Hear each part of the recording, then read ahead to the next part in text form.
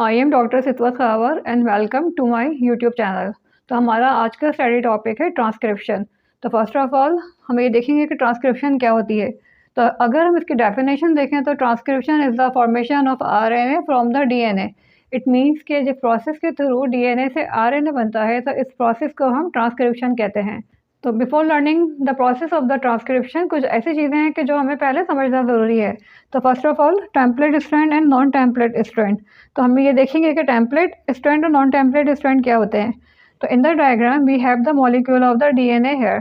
तो हमें पता है कि डीएनए जो होता है डबल हेलिकल मॉलिक्यूल होता है। तो यहाँ पे हम डीएनए के डायग्राम में देख सकते हैं कि यहाँ पे इसके दो स्ट्रैंड शो हो रहे हैं। This one is the strand 1 जिसको कि हमने टेम्पलेट स्ट्रैंड का नाम दिया है, while this one is the strand 2 जिसको कि हमने नॉन टेम्पलेट स्ट्रैंड का नाम दिया है। तो अब ये नाम इनको क्यों दिए जाते हैं? Because while in the process of the transcription उसमें क्या होता है कि फर्स्ट ऑफ ऑल ये दोनों स्ट्रैंड जो है आपस में सेपरेट हो जाएंगे और यहाँ पे जो न्यूली फॉर्म मैसेंजर आरएनए बन रहा है, तो because this RNA use strand 1 as a transcript, तो that's why this strand is known as the template strand और द नॉन कोडिंग स्ट्रैंड।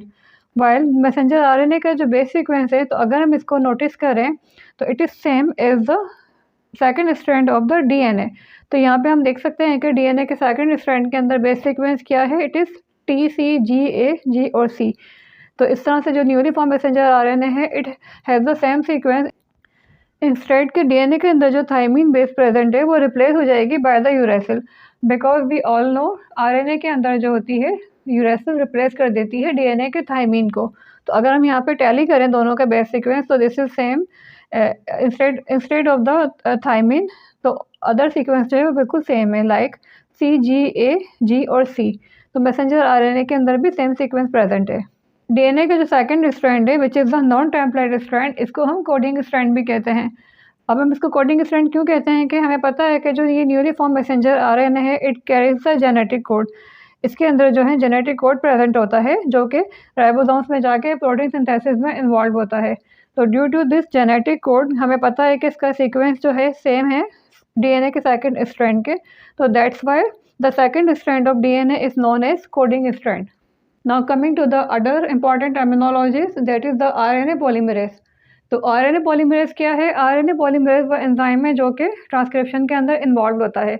तो in the eukaryotes we have 3 types of the RNA polymerase, that are RNA polymerase 1 जो कि involve होता है in the transcription of the ribosomal RNA, RNA polymerase 2 which is involved in the transcription of messenger RNA, microRNA and small nuclear RNA, while RNA polymerase 3 जो कि transfer RNA के साथ involve होता है। Most of the time transcription में जहाँ पे हम RNA polymerase का जिक्र करेंगे तो it will be the RNA polymerase 2। Third one is the transcription factors. अब ट्रांसक्रिप्शन फैक्टर्स क्या होते हैं? These are the specific proteins known as the general transcription factors required by the RNA polymerase to start the transcription. यानी कि कुछ ऐसे proteins होते हैं कि जो RNA polymerase यूज़ करता है टू इनिशिएट द ट्रांसक्रिप्शन, यानी कि ट्रांसक्रिप्शन का प्रोसेस स्टार्ट करने के लिए RNA polymerase जो है ट्रांसक्रिप्शन फैक्टर्स की हेल्प लेता है।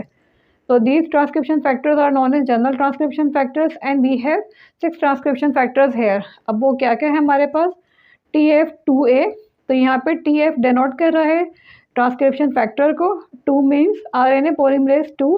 जैसा कि अभी हमने बताया था कि अब जहाँ जहाँ पे हम RNA polymerase का जिक्र करेंगे तो इट मीन्स RNA polymerase 2। ए जो है इसके नेम को स्पेसिफाई कर रहा है।